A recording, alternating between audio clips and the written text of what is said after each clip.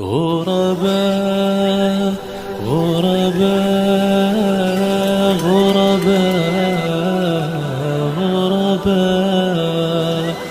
غرباء غرباء غرباء غرباء.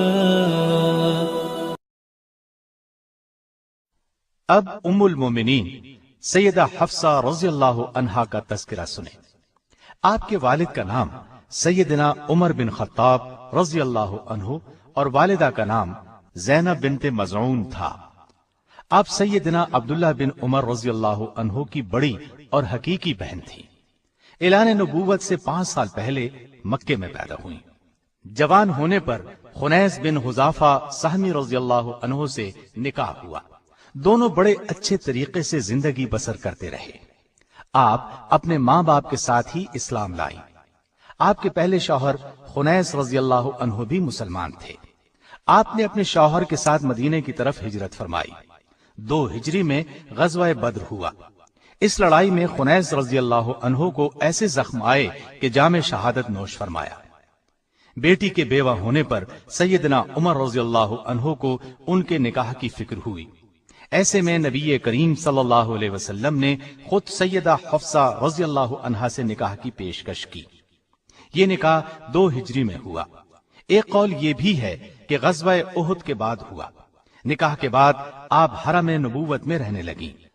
سیدہ حفصہ رضی اللہ عنہا کے مرتبے کا اندازہ اس بات سے بخوبی لگایا جا سکتا ہے کہ جبریل امین اللہ کا حکم لے کر آئے اور فرمایا یہ صرف دنیا میں ہی نہیں جنت میں بھی آپ کی بیوی ہوں گی.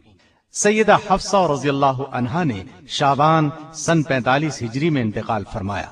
یہ سیدنا امیر معاویہ کی خلافت کا زمانہ تھا. مدینے کے گورنر اس وقت مروان بن حکم تھے. انہوں نے ہی نماز جنازہ پڑھائی.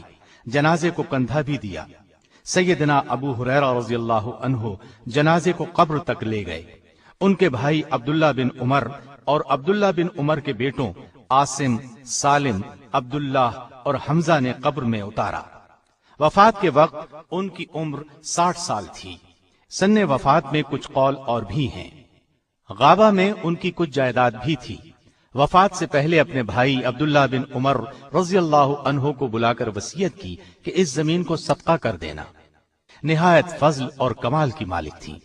آپ نے 160 احادیث روایت کی ہیں. ان کے خاندان کے 7 آدمیوں نے غزوہ بدر میں شرکت کی.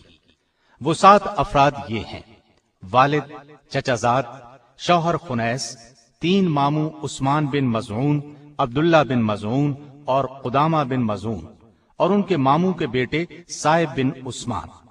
یہ اعزاز سیدہ حفصہ رضی اللہ عنہا کے لیے خاص ہے. دن میں اکثر روزہ رکھتی اور رات میں قیام کرتی. انتقال کے وقت بھی روزے سے تھی.